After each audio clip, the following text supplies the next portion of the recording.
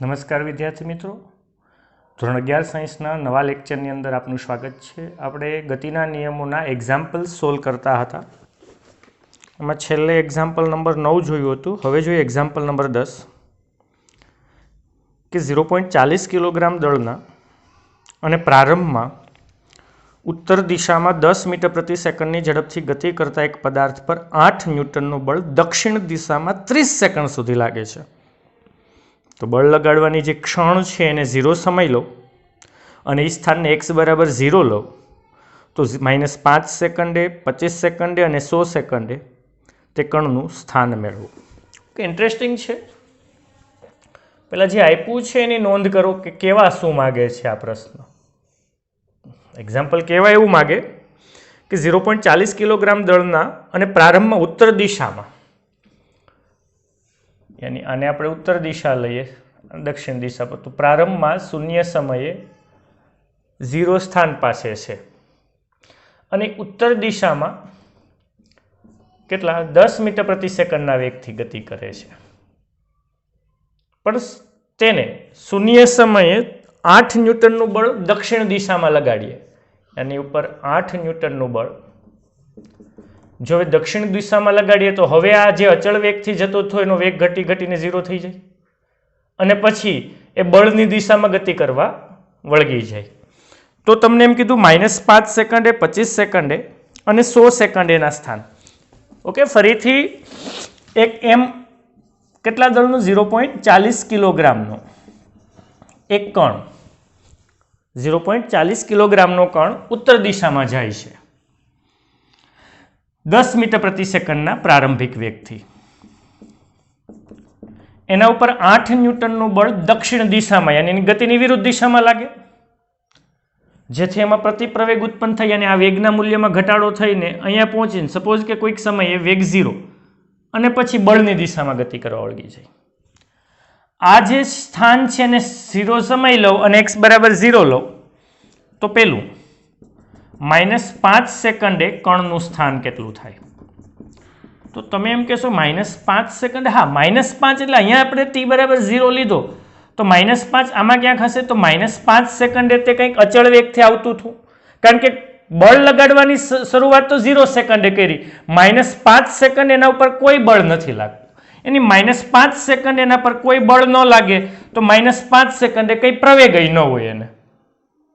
Okay, તો -5 સેકન્ડે કણનું સ્થાન તો કે x બરાબર v0t પ્લસ 1/2 at² નો યુઝ કરું, હું x1 કહું. v0 પ્રારંભિક વેગ છે 10, સમય છે -5 સેકન્ડ અને પ્રવેગ 0 છે એટલે આ પદ 0 થશે, તો -5 સેકન્ડ એનું સ્થાન -50 મીટર મળે. પેલો જવાબ મળ્યો. બીજો જવાબ કેટલા સમયે? તો કે t બરાબર 25 સેકન્ડે. તો હવે 25 સેકન્ડે તો આપણે એમ થાય કે આગળ 25 સેકન્ડ હશે, નહીં, અમુક સમય સુધી જ આગળ જાય, અમુક સમય સુધી જ આગળ જાય, પછી તો એ પદાર્થ પાછળ વયો જવાનો છે, કારણ કે દક્ષિણ દિશામાં એના ઉપર બળ લાગે છે. જો કે એને તમે વિરુદ્ધ દિશામાં છે એટલે -8 ન્યૂટન એ બળ કહી શકો, કારણ કે એની ગતિની વિરુદ્ધ દિશામાં લાગે છે, એટલે પ્રવેગ નહીં, એમાં પ્રતિપ્રવેગ ઉત્પન્ન થાય. તો 25 સેકન્ડે પહેલા તો એના પર એનો વેગ કેટલો હશે મેળવવું પડશે 25 સેકન્ડે, અને 25 સેકન્ડે આપણે પ્રવેગ મેળવવો પડે. તો ન્યૂટનની ગતિના બીજા નિયમ પ્રમાણે પ્રવેગ એટલે બળના છેદમાં એમ થયું. બળ કેટલું છે 8, પણ વિરુદ્ધ દિશામાં છે એટલે -8 અને છેદમાં દળ 0.40. કેલ્સીનો યુઝ કરું, 8 ભાગ્યા 0.4 એટલે -20, યાની પ્રવેગ છે એ -20 મીટર પ્રતિ સેકન્ડ સ્ક્વેર છે. તો 25 સેકન્ડે કણનું સ્થાન x2 કહું, x2 બરાબર શું થાય? v0t પ્લસ 1/2 at² થયા. v0 એટલે પ્રારંભિક વેગ તો 10 છે અને સમય કેટલો 25 સેકન્ડ પ્લસ 1/2 પ્રવેગ કેટલો છે -20 છે અને t² 25 નો વર્ગ છે. 25 10 250 માઇનસ 20/2 એટલે 10. 25નો વર્ગ કેટલો? તો મેં ત્યારે તમને કીધું હતું 5નો વર્ગ 25 અને 2 તેરી 6 એટલે 625. તો 250 માઇનસ 6250 એની માઇનસ 6000 મીટર અથવા એને માઇનસ 6 કિલોમીટર કહી શકું. તો બીજો જવાબ અહીં મળી ગયો. ત્રીજું શું કીધું? 100 સેકન્ડે કણનું સ્થાન. તો અહીંયા તમારે બે પાર્ટ કરવા પડે, કારણ કે આ પદાર્થ ઉપર 30 સેકન્ડ સુધી જ દક્ષિણ દિશામાં બળ લાગે. યાની કે x100 ને તમારે પહેલા તો x30, કારણ કે x30 માં પ્રવેગનો ઉપયોગ થશે અને પછી 31 થી 100 સેકન્ડ સુધી એના ઉપર કોઈ બળ નહીં લાગે, એના ઉપર કોઈ પ્રવેગ નહીં ઉત્પન્ન થાય, તો એ x70 મેળવવું પડશે. જો ઇન્ટરેસ્ટિંગ પોઈન્ટ અહીંયા છે, ઇમ્પોર્ટન્ટ. 100 સેકન્ડે સ્થાન x100 મેળવવું, પરંતુ આના ઉપર વિરુદ્ધ દિશામાં બળ 30 સેકન્ડ સુધી લાગે, યાની 30 સેકન્ડ સુધી એના ઉપર પ્રવેગ હોય, પ્રતિપ્રવેગ હોય, તો તે તમારે x30 થી મેળવવું પડે. તો x30 બરાબર શું થાય? તો કે v0t પ્લસ 1/2 at² નો યુઝ થાય ત્યાં. અને v0 કેટલા? પ્રારંભિક વેગ તો 0 સમય 10 હતો, સમય કેટલો? 30 પ્લસ 1/2. હા, 30 સેકન્ડ સુધી પ્રવેગ અચળ જ રહેવાનો છે, -20. અને t² 30નો વર્ગ 900. રેડી? તો 30 10 300 માઇનસ 10 ગુણાકારમાં 900 એટલે 9000. તો 300 માઇનસ 9000 કરો, 8700. તો x30 માઇનસ 8700 મીટર મળે. તો x70 કેમ મેળવશું? તો કે ત્યાં કોઈ બળ નહીં હોય, એટલે v0t પ્લસ 1/2 એટલે કે પ્રવેગ નહીં હોય, પ્રતિપ્રવેગ નહીં હોય, એની 1/2 at² માં આપ જ 0 થઈ જશે, કારણ કે 31 થી 100 સેકન્ડ સુધી એને કોઈ બળ નથી, કોઈ પ્રતિપ્રવેગ નથી. તો પ્રારંભિક વેગ કેટલો લઈ લઈશું? તમે કહી શકો કે એ તો આપણે 10 નહીં, પ્રારંભિક વેગ એટલે 31 સેકન્ડે, યાની કે 30મી સેકન્ડે વેગ થયો ને, કારણ કે તમારે x30 સુધીનું t30 સુધી છે એ કંઈક આવો હશે, પણ t બરાબર 30 સેકન્ડને તમારે પ્રારંભિક વેગ લેવો પડશે, કારણ કે 31 થી 100મી સેકન્ડ સુધી તમારે સ્થાનાંતર મેળવવું. તો 30મી સેકન્ડે વેગ, તો v બરાબર v0 પ્લસ 80. તો v 31મી અથવા 30મી સેકન્ડ v0 કેટલા? 10. પ્રવેગ કેટલો છે? -20 અને કેટલો? 30. તો કે 10 30 તો 600. એટલે વેગ છે એ સપોઝ કે v0 ડેશ પ્રારંભિક વેગ જ છે, એટલે v0 ડેશ કહું, -590 મીટર પ્રતિ સેકન્ડ. તો ઇન્ટરેસ્ટિંગ પોઈન્ટ અહીંયા કે અહીંયા v0t પ્લસ 1/2 at² નું સૂત્ર લગાડશું 70 સેકન્ડની અંદર સ્થાનમાં, પણ પ્રારંભિક વેગ એ 30મી સેકન્ડનો વેગ લઈશું. રેડી? તો હવે x70 બરાબર v0 dash t plus 1/2 at². v0 dash છે એટલે -590 અને 70મી સેકન્ડ એટલે 70. 0 9 7 63 5 7 35 ને 41 300 મીટર થયું. x70 છે એ 300 મીટર સમથિંગ થશે.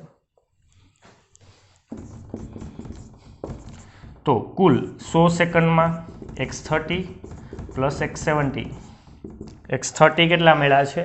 -8700 માઇનસ 41300. બેનો સરવાળો કરશું 0 0 7 ને 3 10 0 વધી 1 8 ને 1 9 ને 10 0 વધી 1 4 ને 1 5, यानी -50,000 मीटर अथवा -50 किलोमीटर कही सकूँ. तो आ जवाब आवशे.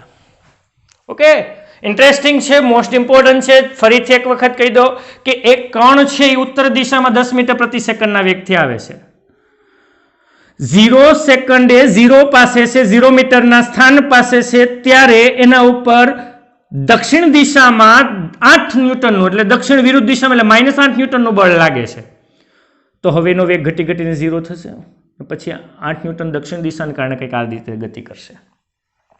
तो -5 सेकंडे स्थान यानी कि शुरुआत में तो ये खाली 10 मीटर प्रति सेकंड वेग थी आवतुं हतुं, तो त्यारे स्थान एटले v0t प्लस 1/2 at², पण त्यारे कोई बळ नहोतुं एटले प्रवेग 0 -50.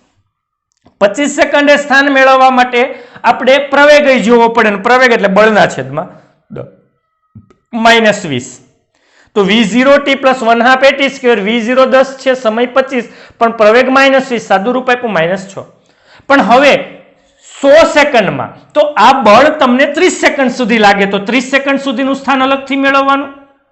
એ આ રીતનો ઉપયોગ કરી અને 70 સેકન્ડની અંદર સ્થાન 31 થી 100 સેકન્ડ સુધીનું સ્થાન, એમાં પ્રારંભિક વેગ 30મી સેકન્ડે નો વેગ લેવાનો, કારણ કે 31 30 થી 100 સુધીનું લેવાનું હોય તો પ્રારંભિક વેગ 30મી સેકન્ડનો લેવાનો, અને પછી ત્યાં કોઈ બળ નહીં લાગે કારણ કે બળ 30 સેકન્ડ સુધી જ લાગે છે. તો હવે બેનો સરવાળો કરો, જવાબ આવી જશે. નોટ ડાઉન કરો.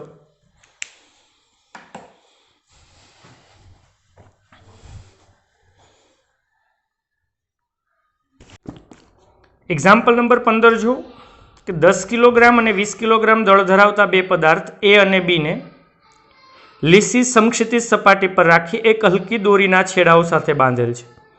જો 600 ન્યૂટનનું એક સમક્ષિતિજ બળ પહેલા એ પર અને પછી બી પર દોરીની દિશામાં લગાડવામાં આવે તો દરેક કિસ્સામાં તણાવ બળ કેટલું થાય?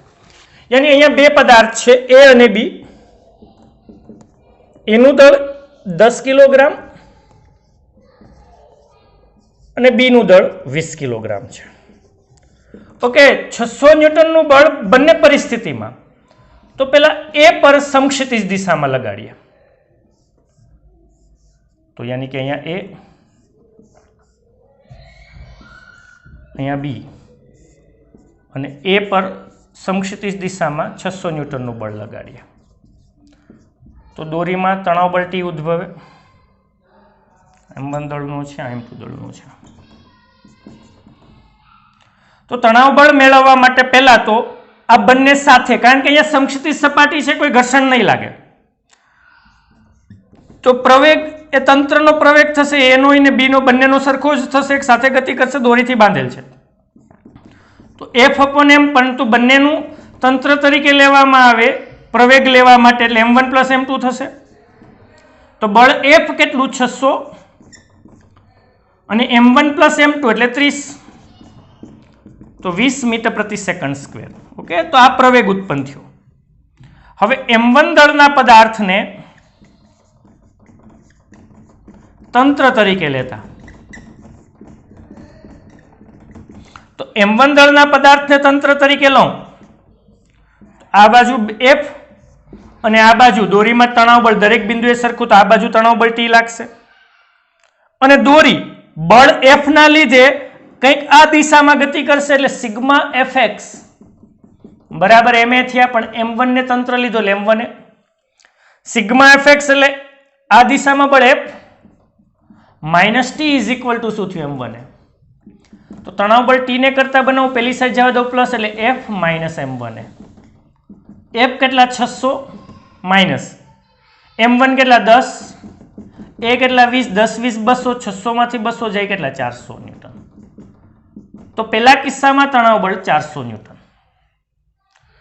ઓકે, બીજી કન્ડિશનમાં બી પર બળ લગાડીએ, એની આના પર.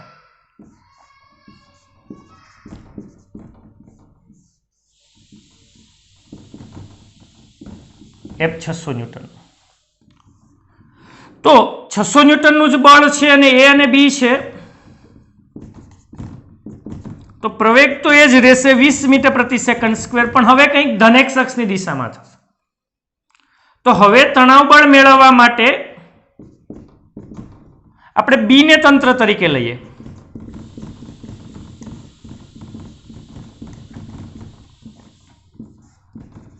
તો આ બાજુ F, આ બાજુ T. તો સિગ્મા Fx બરાબર અહીંયા m, પણ અહીંયા m2a થાય. હવે x દિશામાંનું બળ આ દિશામાં તંત્ર ગતિ કરશે, એટલે F - T વિરુદ્ધ દિશા છે = m2a. તો તણાવ બળ T ને કરતા બનાવું તો F - m2a થયા. બળ કેટલું? F 600 માઇનસ m2 કેટલા? 20, અને પ્રવેગ 20, 20 ગુણાકારમાં 20 એટલે 400. તો આ કિસ્સામાં તણાવ બળ કેટલો થશે? 200 ન્યૂટન. યાની કે જો એ પર લગાડો તો 400 ન્યૂટન, આ બાજુ એ પર લગાડો તો, અને બી પર બળ લગાડો આટલું 600 ન્યૂટનનું, તો તણાવ બળ કેટલું હશે? 200 ન્યૂટન થશે. ઓકે, એક્ઝામ્પલ નંબર 5.16 છે. આ ટાઈપના એમસીક્યુ આવે છે. 8 કિલોગ્રામ અને 12 કિલોગ્રામ દળના બે પદાર્થો ઘર્ષણ રહિત ગરગડી પરથી પસાર થતી એક ખેંચાય નહીં તેવી દોરીના એક એક છેડે બાંધેલ છે. જો આ દળોને છોડી દેવામાં આવે તો તેમનો પ્રવેગ કેટલું થશે અને દોરીનું તણાવ બળ કેટલું હશે. યાની કે ગરગડી પરથી બે પદાર્થો રાખેલા છે અને M1 કીધું 8 કિલોગ્રામ અને આને M2 કીધું 12 કિલોગ્રામ. તો આના ઉપર નીચે વજન બળ M2G, ઉપર તણાવ બળ T. આના ઉપર નીચે M1G, ઉપર તણાવ બળ T. પરંતુ M2 M1 કરતાં વધારે છે એટલે નીચે તરફ આવશે. અને અહીંયા તંત્રનો પ્રવેગ, અને સૂત્ર મેં ડાયરેક્ટ યાદ રાખવાનું કીધું હતું, મોટામાંથી નાનું બળ M2 - M1 upon M2 + M1 કે M1 + M2 ઇન્ટુ શું થશે જી. M2 માંથી M1 બાદ કરું, 12 માંથી 8 જાય 4, 12 ને 8 20, ગુણાકારમાં ગુરુત્વ પ્રવેગ લઈએ 10, એની પ્રવેગ થશે 2 મીટર પ્રતિ સેકન્ડ સ્ક્વેર. પણ દોરીનું તણાવ બળ જોતું હોય તો M2 ને તંત્ર તરીકે લઉં તો નીચે M2G - T is equal to શું થશે, M2A થાય કારણ કે નીચે તરફ આવશે. તો T ઇઝ ઇક્વલ ટુ શું થશે, M2G. આ બાજુ લાવું એટલે -M1A, સોરી M2A. એને M2 ને કરતા બનાવું G - A. M2 કેટલા 12, G 10, 10 માંથી 2 જાય 8, 12 8 ને 96, તો તણાવ બળ દોરીમાં કેટલું થશે, 96 ન્યૂટન. આનો યુઝ કરીને કરો તો પણ ચાલશે, તો પણ 96 ન્યૂટન જ આવશે. ઓકે, આટલું નોટ ડાઉન કરી નાખજો.